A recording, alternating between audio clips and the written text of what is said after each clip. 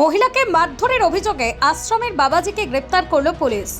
ঘটনাটি নদিয়ার নবদ্বীপের শ্রীবাস অঙ্গন ছড়া রোড এলাকার। অভিযুক্ত বাবাজির নাম নরহরি দাস। তাঁর কাছেই থাকতেন রাজেশ্বরী বিশ্বাস নামে এক মহিলা। সেই মহিলার অভিযোগ, ওই বাবাজি নাকি তাকে মন্দিরের ভিতরে ঢুকিয়ে নির্মমভাবে মারধর করেছেন। থানায় এই অভিযোগ দায়ের হতেই অভিযুক্ত বাবাজিকে গ্রেপ্তার করে নবদ্বীপ থানার পুলিশ এবং আজ তাকে আদালতেও পেশ করা হয়।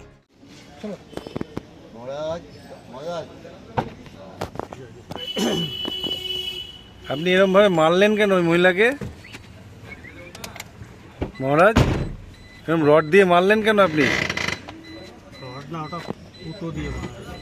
আপনি একজন মহারাজ হয়ে এরকম মারধর করলেন, সে তো আপনার কাছেই থাকতো না সবসময়। সবসময় থাকতো না, মাঝে মাঝে থাকতো। আসতো, বারণ করা হয়েছিল আজ 1 বছর ধরে। আচ্ছা, যে আসবা না, তারপরেও আসে। এবার বসে আর রাখতে পারি নাই। হ্যাঁ, তখন ওই আমার বসে মাথা বসে নাই।